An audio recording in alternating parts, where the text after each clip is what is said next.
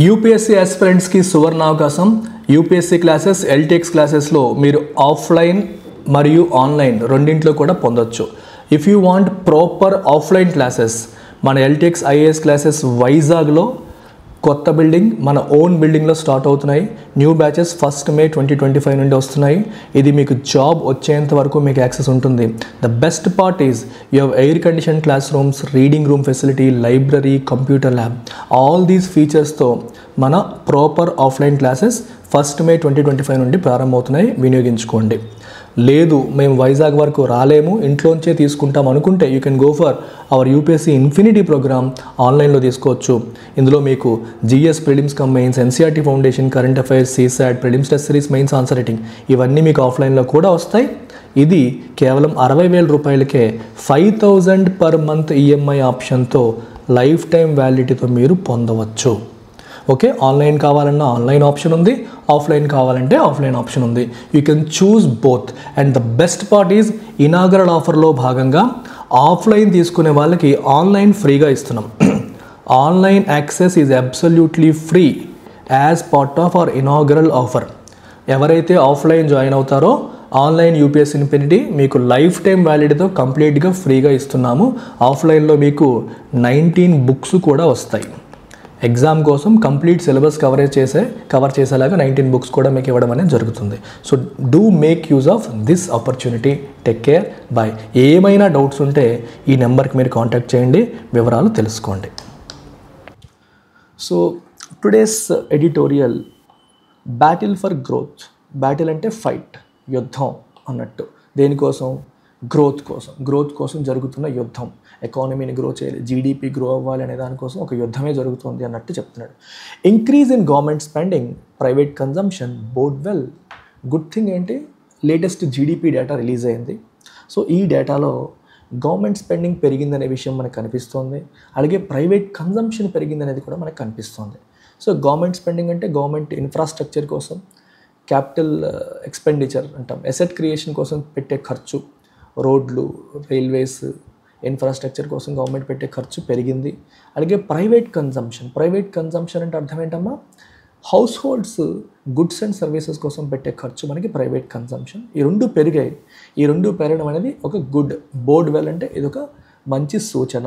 అంటే రాబోతున్న రోజులు బాగుంటాయి అనే దానికి ఇది ఒక indication. It's an indication for something positive that is about to come అని దీని యొక్క meaning.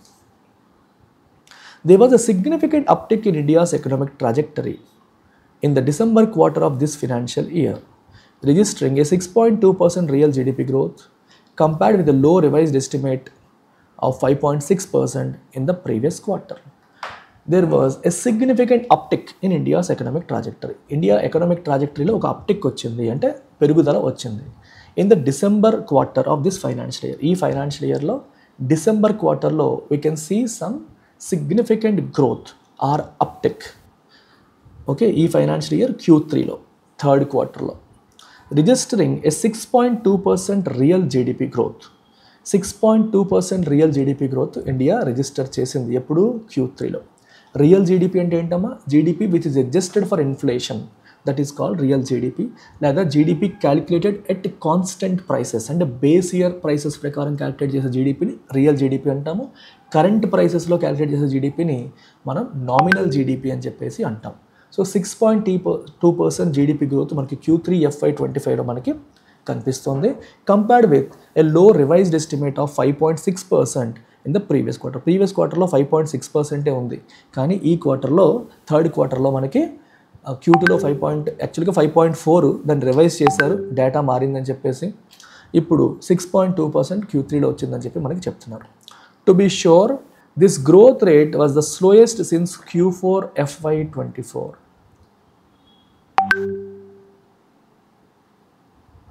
To be sure, this growth rate was the slowest since Q4 FY23. Q4 FY23 నుంచి మనం తీసుకుంటే ఈ గ్రోత్ రేట్ అనేది స్లోయెస్ట్ అంట, except for the previous quarters 5.6%. Last quarter ఇంకా దరిద్రంగా ఉంది కాబట్టి ఇది మనకి బెటర్గా కనిపిస్తుంది, కానీ అదర్వైజ్ ఇదేమీ సూపర్ కాదు. The 6.2% growth rate also suggest that the government's full year growth target of 6.5% is unattainable. So 6.2% growth rate ఇంకా ఏం చెప్తుంది మనకి గవర్నమెంట్ ఫుల్ ఇయర్కి FY24-25. సో ఈ పర్టికులర్ ఫైనాన్షియల్ ఇయర్కి 6.5% గ్రోత్ సాధించాలని టార్గెట్ పెట్టుకుంది. ఈ టార్గెట్ అటైనబులా? No, it seems it is virtually unattainable given global headwinds of tariffs that could lead to imported inflation amid tepid performance by the manufacturing and services sector domestically. So ఎందువల్ల ఇది అన్అటైనబుల్ అని చెప్తున్నారు అంటే given global headwinds అంటే ఏంటమ్మా అడ్డంకులు, obstacles. హెడ్విండ్కి tail విండ్కి difference అంటే tail wind is something that pushes you forward. నువ్వు చేస్తున్న పనిలో నీ ప్రమేయం లేకుండా నేను ముందుకు తోసేది టెయిల్ విండ్. నువ్వు వెళ్తున్న దారిలో నీకు అడ్డంకి క్రియేట్ చేసేది హెడ్ విండ్, ఎదురుగాలి. తెలుగులో ఎదురుగాలి అని చెప్పేసి అంటాం. ప్రపంచపు గ్లోబల్ ఎకానమీ బాగాలేదు. ట్రంప్ వచ్చిన తర్వాత ఆయన టారిఫ్లు విధిస్తున్నారు. దానివల్ల ఎకానమీ అన్సర్టెన్ ట్రాజెక్టరీలోకి వెళ్ళిపోయింది. రష్యా యుక్రెయిన్ వార్ కంప్లీట్గా ఎండ్ అవ్వలేదు. ఇజ్రాయెల్ హమాస్ వార్ కంప్లీట్గా ఎండ్ అవ్వలేదు. సో ఇలాంటి గ్లోబల్ అన్సర్టెనిటీస్ ఉన్నాయి. దీనివల్ల చాలా మనకి హెడ్విండ్స్, అడ్డంకులు అనేవి ఉన్నాయి. ఒకవైపు దీనివల్ల ఏం రావచ్చు, ఇంపోర్టెడ్ ఇన్ఫ్లేషన్కి దారితీయచ్చు. ఇంపోర్టెడ్ ఇన్ఫ్లేషన్ అంటే అర్థం ఏంటి, ఇప్పుడు టారిఫ్స్ పెరిగేట అర్థం ఏంటి, సుంకాలు, దిగుమతి మీద సుంకాలు, ఎగుమతుల మీద సుంకాలు, ఇవి పెరిగాయి అనుకోండి, విదేశాల నుంచి భారతదేశానికి వచ్చే ఇంపోర్ట్స్ అన్నీ కూడా పెరిగిపోతాయి, రేట్లు పెరిగిపోతాయి. ఎందుకు పెరిగిపోతాయి, ఇంపోర్ట్ డ్యూటీస్ పెరగడం వల్ల. ఇంపోర్ట్ డ్యూటీస్ ఎందుకు పెరుగుతాయి, ఫస్ట్ ఆఫ్ ఆల్ భారతదేశం నుండి ఆ దేశానికి వెళ్ళే దానిపైన వాళ్ళు సుంకం వేశారనుకోండి, దానికి రెసిప్రొకేటరీ అంటే మనకి రిటాలియేషన్ అంటాం. సో వాడు మన మీద వేశాడు కాబట్టి మనం కూడా వాళ్ళ మీద సుంకం వేయాలని చెప్పి గవర్నమెంట్ కూడా ఆ పని చేస్తుంది. ఎప్పుడైతే మన ఎక్స్పోర్ట్స్ పైన వాళ్ళు సుంకం వేస్తే వాళ్ళ ఎక్స్పోర్ట్స్ పైన మనం సుంకం వేస్తామో మన ఇంపోర్ట్స్ మీద కాస్ట్ ఏమవుతుంది, ఇంపోర్ట్ యొక్క కాస్ట్ ఏమైపోతుంది, పెరిగిపోతుంది. సో ఇంపోర్ట్ కాస్ట్ పెరిగితే మరి ఆటోమేటిక్గా ఆ వస్తువుని బేస్ చేసుకొని తయారయ్యే అన్ని వస్తువుల రేట్లు పెరుగుతాయి. అది ఇన్ఫ్లేషన్కి దారితీస్తుంది. ఈ ఇన్ఫ్లేషన్ ఎందుకు వస్తుంది, ఇన్ఫ్లేషన్ అంటే ధరల పెరుగుదల. ఇన్ఫ్లేషన్ ఎందుకు వస్తుంది, ఇప్పుడు ఇంపోర్ట్స్ ఎక్స్పెన్సివ్ అవ్వడం వల్ల. ఇంపోర్ట్స్ ఎక్స్పెన్సివ్ అవ్వడం వల్ల వస్తున్న ఇన్ఫ్లేషన్ కాబట్టి, ద్రవ్యోల్బణం అంటాం తెలుగులో, ధరలు పెరుగుతున్నాయి కాబట్టి ఇది మనకి అర్థమవుతుందా. ఇంటర్నేషనల్గా గ్లోబల్ హెడ్విండ్స్ వల్ల టారిఫ్స్ వచ్చి దానివల్ల ఇంపోర్ట్ కాస్ట్ పెరిగిపోయి అది ఇంటర్నల్గా డొమెస్టిక్గా ధరలు పెరగడానికి దారి తీయవచ్చు అని అంటున్నాడు. ఎమిడ్ అంటే in the middle of. Tepid performance, tepid అంటే వీక్. టెపిడ్ అంటే మీకు వామ్ అనే మీనింగ్ వస్తుంది. మీరు వాటర్ తెమ్మన్నప్పుడు వాటర్ కావాలి అన్నాం అనుకోండి, హాట్ వాటరా కోల్డ్ వాటరా అని అడిగితే టెపిడ్ అన్నారు అనుకోండి, అంటే గోరువెచ్చని, నులివెచ్చని అంటాం. సో టెపిడ్ అంటే not too hot, not too cold అనే మీనింగ్ ఒకటి వస్తుంది. Another meaning for tepid is not as expected, అనుకున్నంత కాదు అనే మీనింగ్. టెపిడ్ పర్ఫార్మెన్స్ అంటే అనుకున్నంత చేయట్లేదు. ఒక మీటింగ్ పెట్టారు, ఎంతోమంది జనాలు వస్తారనుకున్నారు కానీ ఎవరు రాలేదు. ఇప్పుడు నేను ఎడిటోరియల్ చేస్తున్నాను, ఒక 20 మంది చూస్తున్నారు, బాగానే ఉంది. ఒక 3 చూసారనుకోండి, so I will say it is kind of tepid, response పెద్దగా లేదు అని చెప్పి నేను ఫీల్ అవుతాను. అర్థమవుతుందా. సో టెపిడ్ అంటే అనుకున్నంత లేకపోవడం, కొంచెం తక్కువ. Tepid performance by the manufacturing and services sector domestically. So manufacturing మరియు సర్వీసెస్ సెక్టర్ యొక్క పర్ఫార్మెన్స్ అంత బాగలేకపోవడం ఈ పరిస్థితుల్లో. అండ్ ఒకవైపు ఇంపోర్టెడ్ ఇన్ఫ్లేషన్, ఇంకోవైపు గ్లోబల్ హెడ్విండ్స్, ఇన్ని సమస్యలు ఉన్నాయి. ఇవన్నీ ఉన్నప్పుడు 6.5% గ్రోత్ టార్గెట్ రీచ్ అవ్వడం లుక్స్ లైక్ వర్చువల్లీ అన్అటైనబుల్, ఇంకా సాధించలేనిలాగా కనిపిస్తుంది. The bulk of Q3 FY25 growth has been bolstered by the primary sector. అయితే Q3 అంటే అక్టోబర్, నవంబర్, డిసెంబర్ క్వార్టర్లో గ్రోత్ అనేది మెజారిటీ, ఈ గ్రోత్ అంతా ఎక్కడి నుంచి వచ్చిందంట, హ్యాస్ బీన్ బోల్స్టర్డ్ అంటే strengthened by the primary sector. Primary sector contribution చాలా ఎక్కువగా ఉంది. మనకి 3 సెక్టర్స్ మాట్లాడతాం కదా, primary sector, secondary sector, tertiary sector. Primary sector అంటే ఏంటమ్మా, మనం నేచర్తో డైరెక్ట్ ఇంటరాక్షన్ చేసేదంతా కూడా primary sector. Like agriculture, you are interacting with land. Mining, you are interacting with land. Forestry, అలాగే యానిమల్ హస్బెండరీ, ఫిషరీస్, ఇవన్నీ కూడా మనకి దేని కిందకు వస్తాయి, ప్రైమరీ సెక్టర్ కిందకు వస్తాయి. ఓకే. సెకండరీ అంటే ఏంటి, ప్రైమరీ సెక్టర్ నుంచి ఏవైతే వస్తాయో వాటిని రా మెటీరియల్స్గా తీసుకొని వాటిని ప్రాసెస్ చేసి మ్యాన్మేడ్ ఐటమ్స్ తయారు చేసేది మనకి secondary sector. For example tomatoes పండించడం ప్రైమరీ సెక్టర్ అయితే, టొమాటో కెచప్ తయారు చేయడం సెకండరీ సెక్టర్ అవుతుంది. ఎందుకంటే టొమాటోను రా మెటీరియల్గా తీసుకుంటాం, దాని నుంచి కెచప్ తయారు చేసాం. అలాగే ఆవులు పెంచి పాలు తీసుకురావడం అనేది ప్రైమరీ సెక్టర్ అయితే, ఆ పాలతో ఐస్ క్రీమ్ తయారు చేయడం అనేది సెకండరీ సెక్టర్. అర్థమవుతుందా. సో ఒక ప్రాసెస్తో వాటి యొక్క రూపురేఖలను మార్చడం, అది మ్యానుఫ్యాక్చరింగ్ కిందకి వస్తుంది. And the third one is tertiary sector which is services industry. So మనకి Q3లో మేజర్ సపోర్ట్ ఎక్కడి నుంచి వచ్చిందంటే ప్రైమరీ సెక్టర్ నుంచి వచ్చింది with a value add of 5.2%, up from 1.8% in the same quarter last year. Q3 2024లో మనకి 1.28% మాత్రమే పెరిగింది. అదే Q3 2025లో అది 5.2% పెరగడం అనేది జరిగింది. But growth in the secondary and tertiary sectors that makeup manufacturing and services slowed to 4.8% and 7.4% respectively. Secondary and tertiary sectors-లో growth that make up manufacturing and services. Manufacturing అంటే secondary sector, service అంటే tertiary sector. వాటిలో growth ఎలా ఉంది? It slowed to 4.8 and 7.4% respectively. Manufacturing growth 4.8, services 7.4 ఉంది. అయితే మరి ఎక్కువే కదా అని మీరు అనుకోవచ్చు, కానీ అంతకు ముందుతో పోలిస్తే తక్కువ. Compared with 12.4 and 8.3 last year. Manufacturing last year 12.4 పెరిగింది, ఇప్పుడు 4.8 పెరిగింది. సర్వీసెస్ లాస్ట్ ఇయర్ 8.3 పెరిగితే ఇప్పుడు 7.4 మాత్రమే పెరిగింది. సో తగ్గింది. While chief economic adviser V Anantha Nageswaran acknowledged అంటే accepted that a growth rate of 7.6% in the current rate is ambitious amid global economic uncertainties. His suggestion that this growth is attainable sounds rather optimistic, unless the Mahakumbh propelled a consumption spike that was able to buttress the current quarter's growth numbers. Okay. Chief economic adviser V Anantha Nageswaran ఏమన్నారు? Acknowledge అంటే accept చేశారు. ఏమని? That a growth rate of 7.6% in the current quarter, ఈ క్వార్టర్లో Q4లో 7.6% growth వస్తుంది అంటే అది కష్టమా, అది ఈజీయా అంటే దట్ ఈస్ అంబిషియస్ అన్నారు. అది అంత ఈజీ కాదు. మనం ఎక్కువగా అంబిషియస్ అంటే something that is not easy, చాలా ఎక్కువ కష్టపడితే కానీ రాదు అనే మీనింగ్ వస్తుంది. Evident in the middle of global economic uncertainties, ఎందుకంటే ప్రపంచవ్యాప్తంగా ఎకనామిక్ అన్సర్టనిటీస్ ఉన్నాయి, ఎస్పెషల్లీ ట్రంప్ వచ్చిన తర్వాత. అయితే హిస్ సజెషన్ అంటే సలహాని కాదు, ఇండికేషన్ అంటే ఆయన ఇండికేట్ చేశారు. ఏం ఇండికేట్ చేశారు? That this growth is attainable. అయితే ఇది చాలా అంబిషియస్ టార్గెట్, కానీ మనం గట్టిగా తలుచుకుంటే సాధించవచ్చు అన్నట్టు చెప్తున్నారనమాట ఆయన. ఇట్ సౌండ్స్ రేదర్ ఆప్టిమిస్టిక్, ఇది కొంచెం ఆప్టిమిస్టిక్గా కనిపిస్తుంది, మరీ పాజిటివ్గా మాట్లాడుతున్నారేమో అనిపిస్తుంది.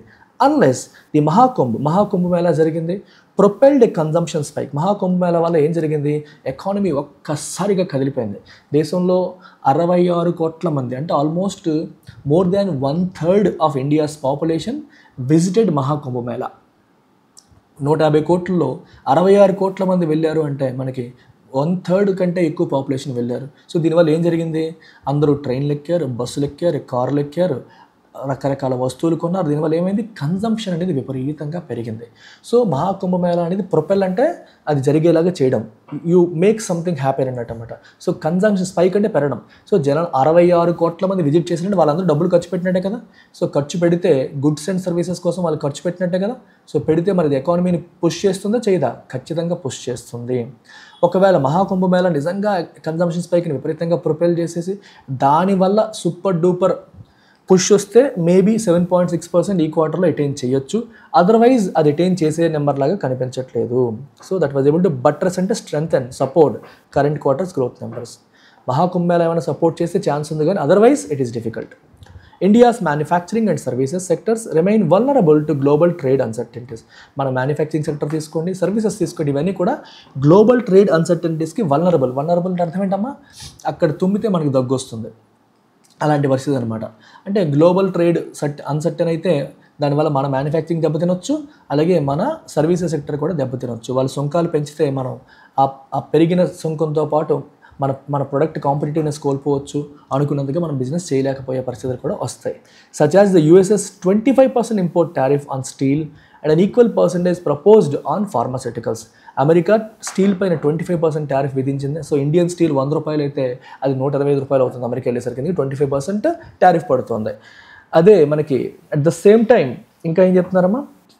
అన్ ఈక్వల్ పర్సెంటేజ్ ప్రపోజ్డ్ ఆన్ ఫార్మాస్యూటికల్స్కి కూడా 25% టారిఫ్ అమెరికా స్టీల్ కొనకపోయినా పర్లేదురా బాబు, ఫార్మా ఇండియా నుంచి కొనలేదనుకోండి దెబ్బ అయిపోతాం. ఎందుకంటే ఇండియా ఎక్కువగా ఎక్స్పోర్ట్ చేసేది రెండు, ఒకటి ఐటీ, రెండు ఫార్మా. మరి సర్వీసెస్లో ఐటీ, గుడ్స్లో ఫార్మా. మరి ఫార్మా వాళ్ళు కొనడం తగ్గించారు, టారిఫ్ పెంచారంటే ఇండియన్ కంపెనీస్ స్ట్రగుల్ అవుతాయి. About a third of India's pharmaceutical exports totalling $8.7 billion were to US. అసలు ఇండియా ఎక్స్పోర్ట్ చేసే టోటల్ ఫార్మాస్యూటికల్స్లో 31% మనం చేసేది యూఎస్కే. FY24 డేటా ఇది. News of the proposed tariffs has sent shock waves. So pharma పైన tariff వేస్తారనే విషయం, ఆ news ఏదైతే ఉందో అది ఒకసారిగా షాక్ వేవ్స్ని పంపింది. With some firms suggesting a pivot to producing in the US. So కొన్ని ఫర్మ్స్ ఏమంటాయంటే మనకి ఇండియాలో ప్రొడ్యూస్ చేస్తే పని అవ్వదు, మనం డైరెక్ట్గా అమెరికాలోనే ప్రొడ్యూస్ చేసేసుకుందాము, అప్పుడు అమెరికాలో అమ్మేసుకోవచ్చు అని చెప్పి వాళ్ళ స్ట్రాటజీలో ఒక చేంజెస్ని కూడా ప్లాన్ చేసుకుంటున్నాయి. Which could potentially lead to trade revenue loss for India. ఒకవేళ ఇది జరిగింది అనుకోండి, ఇండియన్స్ ఇండియాలో ప్రొడ్యూస్ చేసి అమెరికాలో ఎక్స్పోర్ట్ చేస్తే ఇండియాకి ఎక్స్పోర్ట్ మీద డ్యూటీస్ ఇన్కమ్స్ వస్తాయి. అలా కాకుండా ఇండియన్స్ డైరెక్ట్గా అమెరికాలను ప్రొడ్యూస్ చేసి అమెరికాలో అమ్మారనుకోండి, ఆ ట్రేడ్ రెవెన్యూ మనం కోల్పోతాం, దానికి దారితీసే అవకాశం ఉంది. కుడ్ అంటే పాసిబులీ. అయితే there are some bright spots. Bright spots అంటే ఏంటమ్మా, గుడ్ థింగ్స్. అన్ని నెగిటివ్సే కాదు, వీటిలో కొన్ని పాజిటివ్ ఆస్పెక్ట్స్ కూడా ఉన్నాయి. ఓకే, కొన్ని పాజిటివ్ ఆస్పెక్ట్స్ కూడా ఉన్నాయి. However the uptick of 8.3% in government spending, last year 2.3% ఉంది గవర్నమెంట్ స్పెండింగ్, ఇప్పుడు అది 8.3%కి పెరిగింది. And 6.9% growth in private consumption. Private consumption కూడా ఇంతకుముందు 5.7% ఉంటే ఇప్పుడు 6.9% అనేది ఉంది. ఎక్స్పెండిచర్ హ్యావ్ బీన్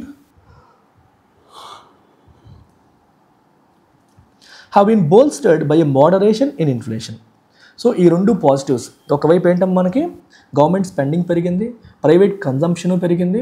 ఈ రెండింటికి ఎడిషనల్ స్ట్రెంత్ ఎక్కడి నుంచి వచ్చింది, మోడరేషన్, ఇన్ఫ్లేషన్ అనేది తగ్గింది.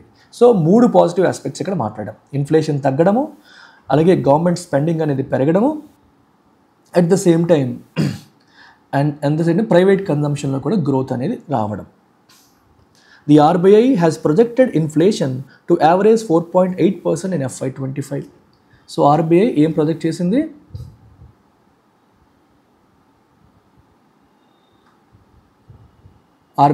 చేసిందమ్మా, has projected inflation to average 4.8% in FY25. FY25 inflation 4.8% ఉంటుంది యావరేజ్గా అని చెప్పి RBI ప్రొజెక్ట్ చేసింది. Estimating that this would ease further to 4.2% in FY26.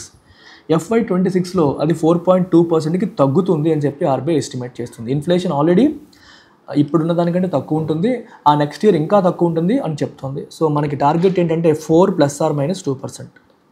4కి 2% అటు ఇటుగా ఇన్ఫ్లేషన్ ఉంటే మనకి పర్లేదు, అంతకంటే ఎక్కువ ఉండకూడదు అనేది మేజర్ గోల్ అనమాట మనకి. సో 4 ± 2%, 4% దగ్గరలో మెయింటైన్ అయితే బాగున్నట్టు అని అర్థం. Indicating a possible alignment with the RBI's medium term target of 4%. అదే కదా RBI టార్గెట్ ఏంటి, 4%. సో దానికి అలైన్ అయినట్టుగా కనిపిస్తుంది, టార్గెట్ రీచ్ అయినట్టుగా కనిపిస్తుంది. హౌవెవర్ ఇవన్నీ positive aspects. These current estimates have come into question as the National Statistical Office indicated that it has attempted a tweaking of its methodology. అయితే estimates అన్నీ కూడా బాగున్నాయి అనుకునే లోపే చిన్న డౌట్ వచ్చింది. ఏంటా డౌట్ అంటే have come into question అంటే వీటిని క్వశ్చన్ చేసే పరిస్థితి వచ్చింది. ఎందుకని, as a national statistical office ఈ డేటా రిలీజ్ చేసేది ఎవరు, NSO in MOSPI, ministry of statistics and programme ఇంప్లిమెంటేషన్లో నేషనల్ స్టాటిస్టికల్ ఆఫీస్ వాళ్ళు ఈ డేటాని రిలీజ్ చేస్తారు. వాళ్ళు ఏం చెప్తున్నారంటే మా మెథడాలజీలో మేము ట్వీక్స్ చేసాము, మార్పులు చేసాము అని చెప్తున్నారు. అంటే మెథడాలజీలో మార్పులు చేసి డేటా బాగున్నట్టు చూపిస్తున్నారా అనే అనుమానాలు ఇప్పుడు వచ్చేస్తున్నాయి. So factoring in industry-wise, institution-wise detailed information, but not quite elaborating on what material influence this has had on the quality and quantity of data collected. So వాళ్ళు ఏమంటారంటే ఇండస్ట్రీ-వైజ్, ఇన్స్టిట్యూషన్-వైజ్ డీటెయిల్డ్ ఇన్ఫర్మేషన్ మేము gather చేసాము అంటున్నారు. కానీ అది ఎలా చేశారు, దీనివల్ల ఇంపాక్ట్ ఏంటి అనే విషయాన్ని ఎలాబొరేట్ చేయలేదు, ఆ విషయాన్ని డీటెయిల్డ్గా ఎక్స్ప్లెయిన్ చేయలేదు. The NSO went on to say, NSO ఇంకా ఏం చెప్పింది, it went on to say that the overall as well as sectoral variations in advanced estimates, overall variation మనకి అడ్వాన్స్డ్ ఎస్టిమేట్స్లో సెక్టరల్లో వేరియేషన్స్ ఉన్నాయి, ఓవరాల్ నెంబర్స్ కూడా వేరియేషన్స్ ఉన్నాయి. It is attributed to a revision of benchmark estimates and additional or updated data available on various indicators. So వీళ్ళు ఏమంటున్నారంటే మాకు latest data అందుబాటులోకి వచ్చింది, లాస్ట్ టైం రిలీజ్ చేసిన దానికంటే ఇంకా అప్డేటెడ్ డేటా ఉంది, సో అప్డేటెడ్ డేటాని బేస్ చేసుకొని మనం ఇదంతా పెట్టాము, అందుకే మీకు రివిజన్ అనేది జరిగింది, లాస్ట్ టైంతో పోలిస్తే మీకు డిఫరెంట్ నెంబర్స్ ఇప్పుడు కనిపిస్తున్నాయని చెప్పేసి NSO చెప్తుంది. The NSO must clarify this revision in methodology to enable a more informed analysis of the data that it provides. So NSO clarify చేయాలి అసలు ఏంటి, మీరు ఏ రివిజన్ చేశారు, మీ మెథడాలజీలో ఏ మార్పులు చేశారని క్రిస్టల్ క్లియర్గా క్లారిటీ ఇవ్వాలి. అప్పుడే మనకి మీరు ఇచ్చిన డేటాని మేము నమ్మగలుగుతాము, ఇంకా మోర్ ఇన్ఫార్మ్డ్ అంటే మనకి ప్రాపర్ ఇన్ఫర్మేషన్తో ఇన్పుట్స్తో మనం దాన్ని అనలైజ్ చేయగలుగుతాము. అంటే మీరు ఎందుకు చేశారు, ఎలా చేశారు, ఏ మెథడాలజీ ఫాలో అయ్యారు అన్నీ తెలిస్తే దాన్ని ఎంతవరకు నమ్మాలో కూడా ప్రజలకు తెలుస్తుంది, అనలిస్ట్కి తెలుస్తుంది అనేది మేజర్ ఆస్పెక్ట్ అనమాట. టోన్ ఆఫ్ ది ఆథర్ చెప్పండి అమ్మా. What is the tone of the author? Tell మీ.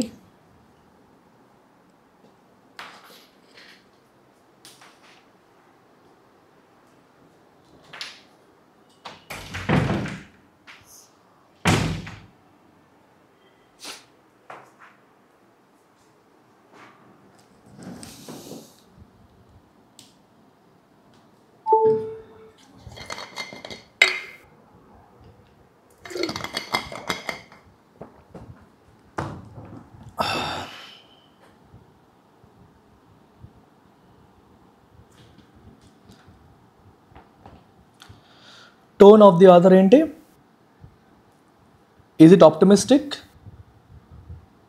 లా కనిపిస్తోంది, కానీ పాజిటివ్స్ నెగిటివ్స్ రెండు చెప్పారు. Is it highly critical? No. Highly critical అయితే కాదు. ఈజ్ ఇట్ సర్కాస్టిక్, వెటకారంగా ఉందా? No. Neutral with slight scepticism. న్యూట్రల్గా ఉంది టోను, స్లైట్ స్కెప్టిసిజం ఉంది. స్కెప్టిసిజం అంటే చిన్న అనుమానం. అంతా బాగానే ఉంది, కొన్ని ప్లస్లు ఉన్నాయి, కొన్ని పాజిటివ్స్ ఉన్నాయి, మైనస్లు ఉన్నాయి, బాగానే ఉంది, కానీ ఈ డేటా నమ్మొచ్చా లేదా అనే చిన్న అనుమానం, అది scepticism. If you're sceptical about someone, you're not believing them completely అని అర్థం. Which are the following best summarises the main idea of the passage? Passage యొక్క మెయిన్ ఐడియాని ఏది సమ్మరైజ్ చేస్తుంది బెస్ట్ బ్యానర్లో? India's economic growth is performing exceptionally well, surpassing expectations. అవునా? చాలా పాజిటివ్గా రాసేశారు. Answer is no. While India's economy has grown, India యొక్క ఎకానమీ గ్రో అయితే అయ్యింది, challenges such as global tariffs and domestic sectoral slowdowns raise concerns. Global tariffs కావచ్చు, domestic sectoral slowdowns కావచ్చు, ఇలాంటి ఛాలెంజెస్ ఏం చేస్తున్నాయి? ది రైజ్ కన్సర్న్స్, అవి కన్సర్న్స్ని rise చేస్తున్నాయి. మరి ఇది కరెక్టేనా? ఎస్, ఎకానమీ గ్రో అయింది, కాకపోతే గ్లోబల్ టారిఫ్స్ ఉన్నాయి, డొమెస్టిక్ సెక్టరల్ స్లోడౌన్స్ అనేవి కొంచెం కన్సర్న్స్ని రైజ్ చేస్తున్నాయని చెప్పి అన్నారు. ఇది కరెక్ట్ లాగే ఉంది కదా?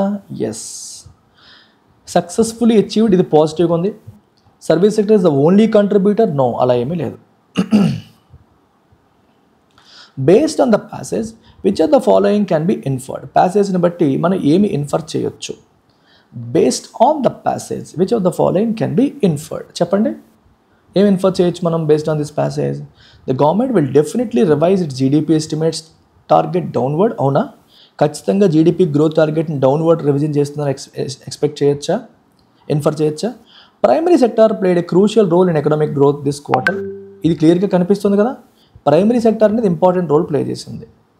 Okay, secondary sector, tertiary sector కొంచెం డౌన్ అయినప్పటికీ ప్రైమరీ సెక్టార్ మాత్రం ఇంపార్టెంట్ రోల్ ప్లే చేసిందని మనకు క్లియర్గా తెలుస్తుంది.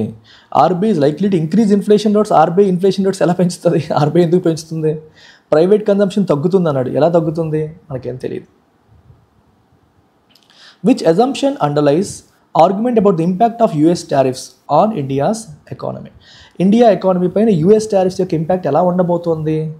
India will stop exporting pharmaceuticals to US entirely? No. Companies may shift production outside India due to tariffs. Yes, ఇదే చెప్తున్నారు. Company వాళ్ళు ఇంకా మరి అమెరికాకి ఇక్కడ నుంచి ఎక్స్పోర్ట్ చేస్తే పని అవ్వట్లేదు కాబట్టి అమెరికాలోనే ప్రొడ్యూస్ చేయాలన్న ఆలోచనకి వాళ్ళు వెళ్ళే అవకాశం అనేది ఉంటుంది. సో ఇదే correct answer.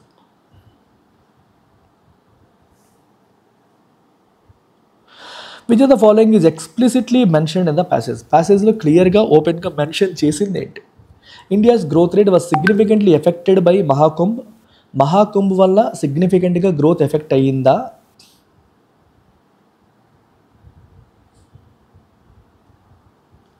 The NSO revised it's data collection methodology but did not provide full details. ఇది క్లియర్గా చెప్పారు. డేటా కలెక్షన్ మెథడాలజీని పెంచారు, రివైజ్ చేశారు, కానీ డీటెయిల్స్ ఇచ్చారో ఇవ్వలేదు. సో మొదటిది మహాకుంభ మేళ వల్ల సిగ్నిఫికెంట్గా ఎఫెక్ట్ అయ్యిందంటే మనకు తెలియదు. ఒకవేళ ఎఫెక్ట్ అయ్యి ఉంటే అని రాశాడు, ఒకవేళ దానివల్ల ఎఫెక్ట్ అయ్యి ఉంటే ఎకానమీ గ్రో అవుతుందని రాశాడు, కానీ ఎఫెక్ట్ అయ్యిందా లేదని చెప్పలేదు. Which of the following is not discussed in the passage? The impact of US tariffs on India's pharmaceutical exports discuss చేశారు. The role of inflation in determining private consumption, ఇది determine చేశారా, ఇది డిస్కస్ చేశారా? Inflation వల్ల private consumption పెరుగుతుందా తగ్గుతుందా అనే విషయాన్ని డిస్కస్ చేశారా? No. India strategies to counteract global economic challenges, RBI's projection for future inflation rates, ఇది డిస్కస్ చేశారు. ఇండియా స్ట్రాటజీస్ చెప్పారా? గ్లోబల్ ఎకనామిక్ ఛాలెంజెస్కి కౌంటరాక్ట్ చేయడానికి ఇండియా యొక్క ఛాలెంజెస్ డిస్కస్ చేశారా? బీసీ రెండు డిస్కస్ చేయలేదు అనిపిస్తుంది నాకైతే. 2 ఆప్షన్స్ ఇచ్చారు. స్ట్రాటజీస్ చెప్పామా మనం, గ్లోబల్ ఎకనామిక్ ఛాలెంజెస్ని ఎలా ఫేస్ చేయాలి ఏంటి అని చెప్పి స్ట్రాటజీస్ కూడా డిస్కస్ చేసినట్టుగా లేదు. డేటా రాశారు అంతే, కానీ స్ట్రాటజీస్ డిస్కస్ చేయలేదు. అలాగే ఇన్ఫ్లేషన్, ఓకే ఇది ఏ రకంగా అంటే మనకి ఇన్ఫ్లేషన్ తగ్గుతోంది అని చెప్తున్నారు కదా, ఇన్ఫ్లేషన్ అనేది తగ్గుతోంది, అది ఒక పాజిటివ్ సైన్ అని చెప్పారు. సో ఇన్ఫ్లేషన్ తగ్గితే ధరలు తగ్గుతాయి, ధరలు తగ్గితే మేబీ దానివల్ల private consumption, house holds consumption ఇంకా పెరగొచ్చు అనే కాంటెక్స్ట్లో ఇండైరెక్ట్గా చెప్పారు. అసలు డిస్కస్ చేయింది ఏంటి, స్ట్రాటజీస్, ఏ స్ట్రాటజీ మన వాళ్ళు ఫాలో అవుతారని చెప్పి డిస్కస్ చేయలేదు. స్ట్రాటజీస్ గురించి అసలు డిస్కషన్ జరగలేదు. టెప్పిడ్ అంటే ఏంటమ్మా, ఏం చెప్పాను, లూక్ వామ్. టెప్పిడ్ అంటే లూక్ వామ్, నులివెచ్చని అని చెప్పాను మీకు ఆల్రెడీ. బోల్స్టర్ అంటే ఏం చెప్పాను, strength and reinforce. Reinforce strength and, okay అడిగింది antonym undermine. Undermine is the antonym. Strength and reinforce రెండు synonyms. Come into question అంటే అర్థం ఏంటి, if something comes into question that means దాని మీద మనకు అనుమానం వస్తుందని. So to be doubted or challenged, to be doubted or challenged అని అర్థం. Okay,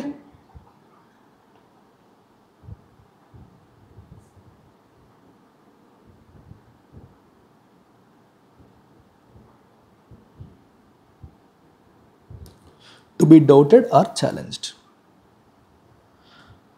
Now let's look at the second editorial. Let's skim it. Quick reading చేసేద్దాము. War and peace అని రాశారు. యుక్రెయిన్ని, ఓకే అమెరికా రష్యాతో చేసుకున్న డీల్లో యుక్రెయిన్ ఒక పావుగా వాడకూడదు అంటున్నారు. బేసికల్గా వైట్ హౌస్లో యుఎస్ ప్రెసిడెంట్ డొనాల్డ్ ట్రంప్కి ఆయన యుక్రెయినియన్ కౌంటర్ పార్ట్ వాల్డమిర్ జెలెన్స్కీకి మధ్య ఒక షోడౌన్ జరిగింది. అంటే ప్రెసిడెంట్ అమెరికా చెప్పింది యుక్రెయిన్ వినలేదు. ఒక మినరల్ డీల్ చేసుకుందాం అది ఇదని అమెరికా చెప్పినప్పటికీ కూడా దానికి ఒప్పుకోలేదు. మీకు సెక్యూరిటీ గ్యారంటీ ఇస్తే తప్ప నేను చేయనని చెప్పేశారు. మొత్తం టెలివిజన్ కెమెరాస్ అన్నీ ఉన్నప్పుడే మన గురువు గారు జెలెన్స్కీ అసలు తగ్గలేదు. ఎక్కడ తగ్గేదేలే అని చెప్పి ట్రంప్కి మాటకి మాట సమాధానం ఇచ్చారు. ఇది మోడర్న్ డిప్లొమసీలో అన్ప్రెసిడెంటెడ్, మనం ఎప్పుడూ చూడండి. ట్రంప్ అంటే అమెరికన్ ప్రెసిడెంట్కి అంత ధైర్యంగా సమాధానం ఇవ్వడం అనేది ఎప్పుడు మనం చూడలేదు, ఆయన ఇచ్చారు.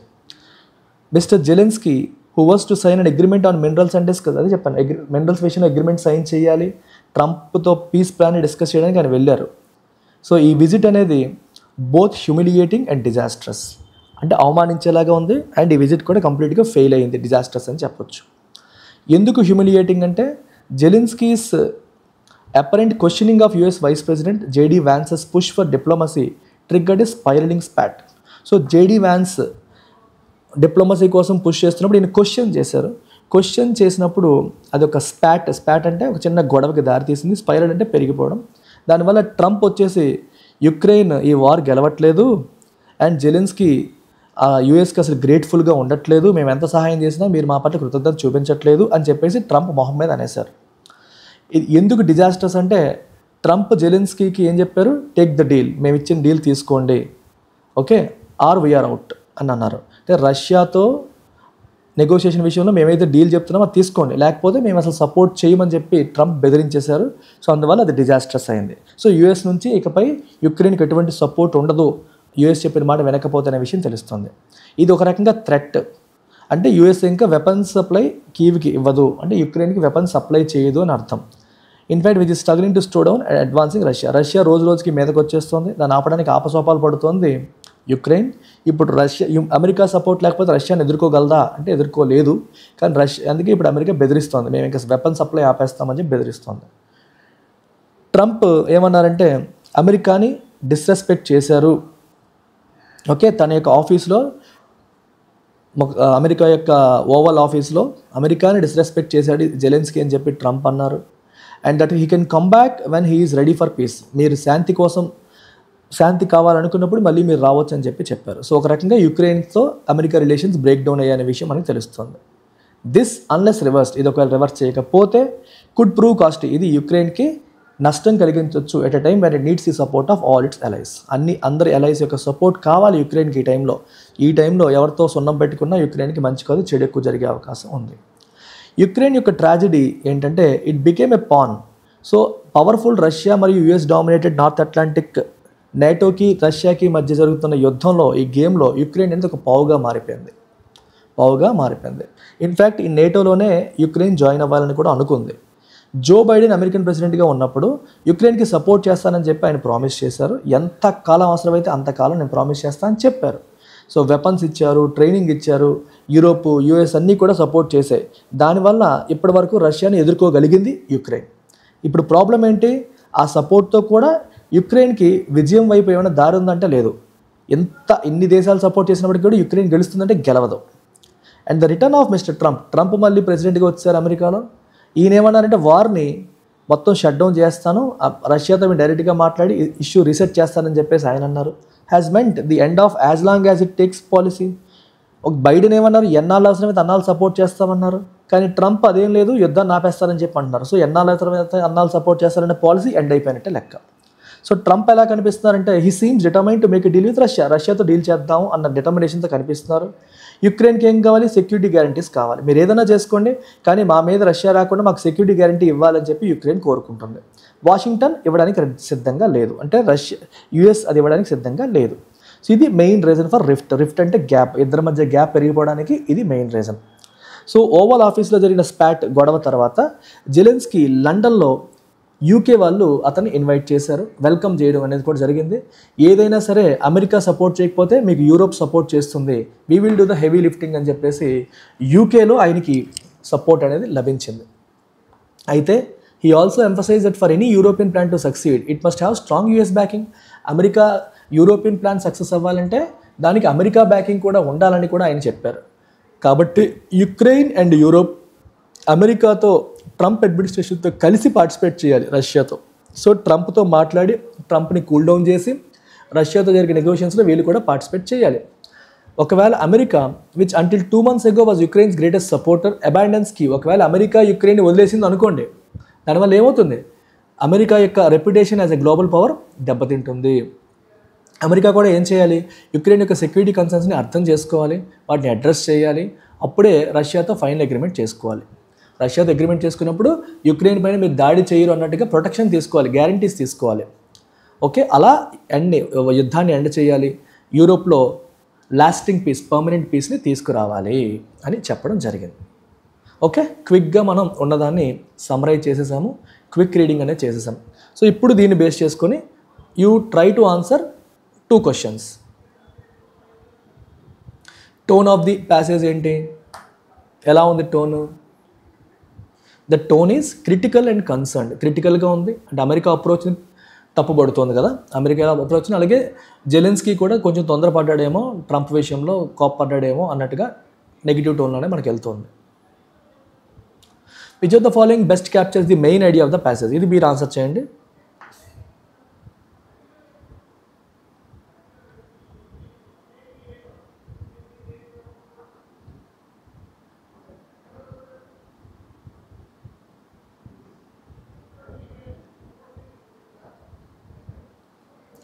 The war between Russia and Ukraine is nearing an end due to Trump's effort.